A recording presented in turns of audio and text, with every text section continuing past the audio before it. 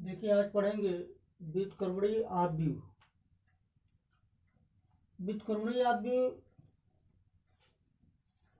जब दो आव्यूहों का गुणनफल इकाई आव्यूह मिल जाए, मतलब दो आव्यूह होंगे जैसे ए और बी है, दोनों का गुणनफल यदि इकाई आव्यूह मिल जाए तो इसे एक दूसरे का व्युत्क्रम कहेंगे या कहेंगे एक दूसरे का व्युत्क्रमणीय आव्यूह है।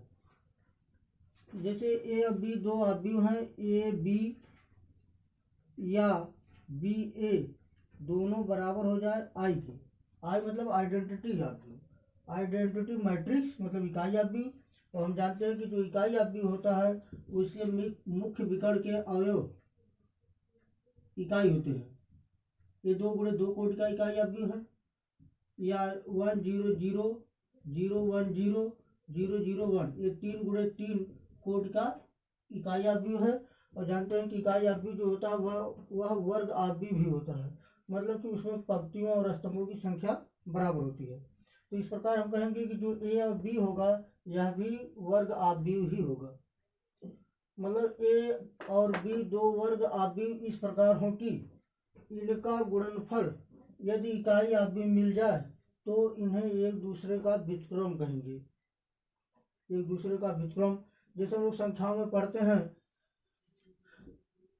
5 का गुणात्मक व्युत्क्रम क्या होगा, गुणात्मक प्रतिलोम भी कहते हैं, 1/5 होगा। 1/6 का गुणात्मक प्रतिलोम 6 होगा, मतलब दोनों का गुणनफल इकाई है। देखिए 6 × 1/6 करेंगे तो इकाई प्राप्त होगा।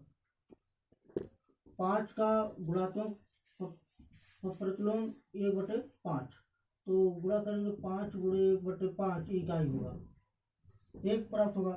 उसी प्रकार दो आव्यूहों का गुणनफल यदि इकाई आव्यूह प्राप्त हो जाए तो इसे कहेंगे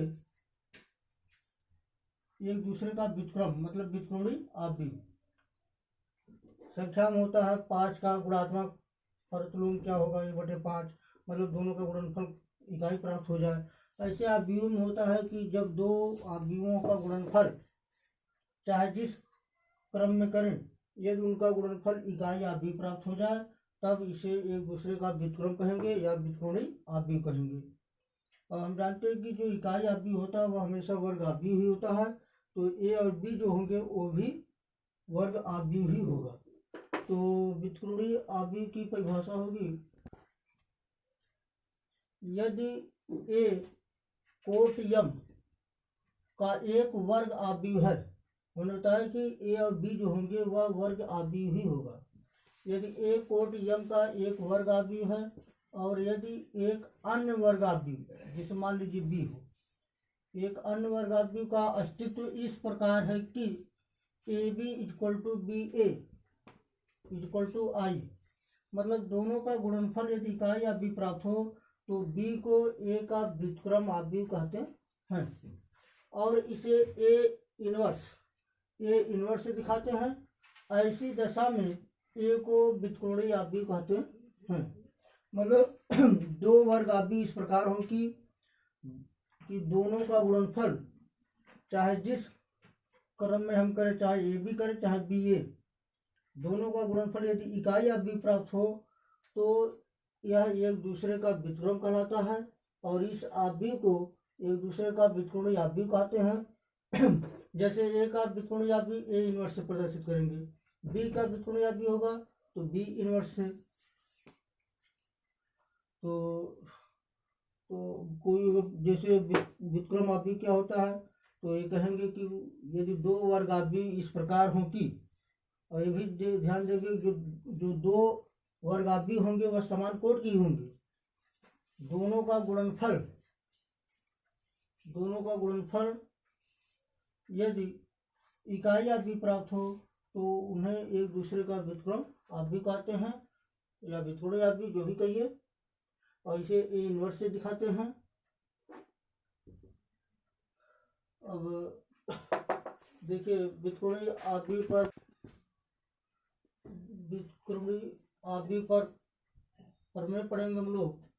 देखिए यदि ए तथा बी समान कोट के व्युत्क्रमणीय आव्यूह हों तो A B inverse equal to B inverse into A inverse.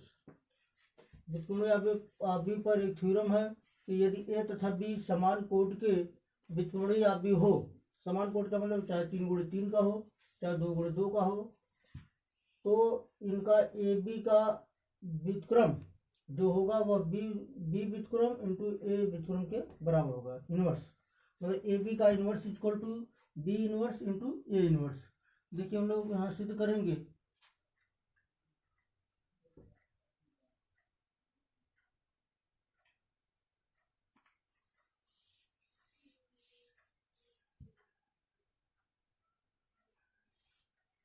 और ये पहले कहा गया व्युत्क्रमणीय आव्यूह है समान कोट के, तो इसका मतलब जो ए बी